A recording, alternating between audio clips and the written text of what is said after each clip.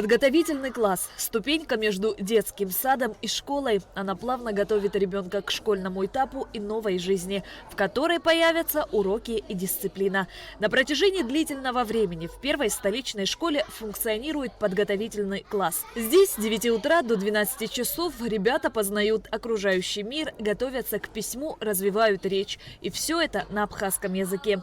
Таких классов в первой школе 2. В подготовительном классе Милены Гвинджия 16 детей. Основная цель подготовительных классов – подготовить детей к первому классу, побольше, чтобы они разговаривали на своем родном языке. Мы стараемся вообще на русском не разговаривать во время уроков. Некоторые разговаривают на абхазском, кто-то понимает, есть дети, которые даже не понимают абхазский, даже родители, с которыми приходится разговаривать на русском. У нас проходят уроки лексики, уроки рисования, труда, физкультуры, а также математики. В дошкольном возрасте ребенок не может долгое время удерживать внимание. Любое монотонное занятие ему быстро надоедает. Это не случайно. Ведущая деятельности этого возраста – игра. Именно поэтому в подготовительном классе уроки построены так, чтобы чередовать виды деятельности каждые 5-7 минут.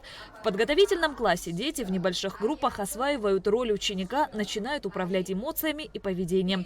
Через игру формируется позитивное отношение к школе, интерес к учебному процессу. Заместитель министра просвещения Ада Кварчиля подчеркнула, что подготовительные классы – это требование времени. Насколько ребенок успешно развивается в дошкольном образовании, настолько он успешен в учебе. Поэтому очень важно подготовить ребенка к школе. Ситуация еще так складывалась, что у кого-то есть возможности подготовить своего ребенка, а это в основном частные были такие, знаете, это или если государственные какие-то там подготовительные классы, они в основном были, знаете, тоже все равно они были платные. Может, там чисто символическая где-то была сумма, где-то побольше. Опять-таки, вот здесь, знаете, каждый делал то, что он хотел. Поэтому мы систематизировали это, мы дали такую правовую основу всему этому. И поэтому дали и родителям, и детям прежде всего возможности, доступ к качественному обучению. Не подготовив учебно-методическую литературу, официально заявлять об открытии таких классов было нецелесообразно. Поэтому был разработан учебный набор для дошколят Ахупча. Складывалась и другая ситуация. В первый класс стали приходить подготовленные и неподготовленные ребята. Ада Кварчиля отметила, что для Минпросвещения важно, чтобы количество детей в подготовительных классах не превышало 12 человек. Здесь главное – качество обучения. Представляете ситуацию, когда один такой успешный, яркий, а другой как-то в тени, он не может понять, что случилось. Они же не всегда свои чувства и эмоции могут озвучивать. Это тоже проблема. И он это всегда проносит. Он всегда всю свою сознательную жизнь, всегда вот этот комплекс может остаться. Да, кто-то посильнее, кто-то, дети тоже разные. Но есть очень многие такие ранимые. Поэтому здесь, конечно, нужно создавать одинаковые условия для детей. Они все должны приходить с одним уровнем знаний. А там уже, конечно, учитель должен работать. Подготовительные классы пользуются огромным спросом среди родителей. В соцсетях часто всплывают объявления об открытии таких классов учебных центров на коммерческой основе. Однако возникает вопрос об уровне образования. Большой спрос, поэтому как грибы после дождя растут вот эти все подготовительные классы, центры. Кто ими занимается? Они прошли ли какие-то тренинги, семинары? Кто их проверял? Ведь это, знаете, ребенок очень хрупкий. Если на первых шагах неправильно с ним поработать, это обязательно отразится. Это не каждый родитель тоже может проследить за этим. Посещая подготовительный класс, ребенок адаптируется к школьной среде и, значит, сможет чувствовать себя уверенно и спокойно. Если ребенок счастлив и хочет идти в школу, то и родитель спокоен. Там заложена новая система самооценивания, то есть оценивания. То есть ребенок очень важно, что на раннем этапе он сам себя оценивает. То есть он за свою работу, у нас там есть наклеечки, звездочки.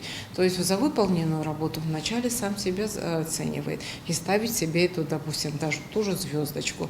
При поддержке, конечно, учителя. Официально по всей республике в подготовительных классах учатся 800 детишек. Однако не во всех школах есть такие классы в силу ряда причин.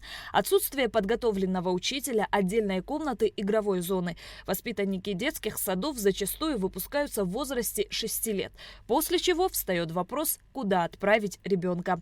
Некоторые родители приводят детей в школу, другие – в подготовительный класс. Чтобы избежать этого пробела и плавно адаптируясь из одного уровня образования перейти на другой, такие подготовительные классы в школах играют ключевую роль.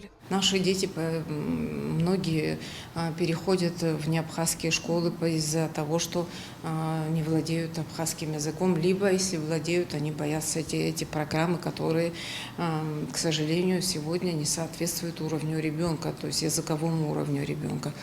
Вот. И появилось поколение родителей, которые не владеют языком. Знаете, легче всего упрекать и говорить, что вот вы не знаете и так далее. Но это не решение проблемы. Нужно помочь этим людям, нужно изменить ситуацию в лучшую сторону. И поэтому мы хотим, конечно, сейчас сделать, пустить в абхазские школы с целью поддержки этой абхазской школы.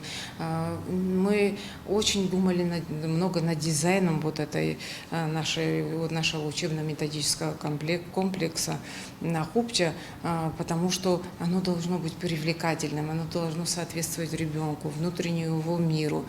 И, знаете, это тоже играет немалую роль. Чем меньше детей в подготовительном классе, тем больше у педагога возможности найти к каждому ученику индивидуальный подход. А такие подготовительные классы помогут детям подготовиться и усвоить необходимые навыки для успешного школьного обучения на абхазском языке. Шазина Ханагу, Алексей Гухава, Абхазское телевидение.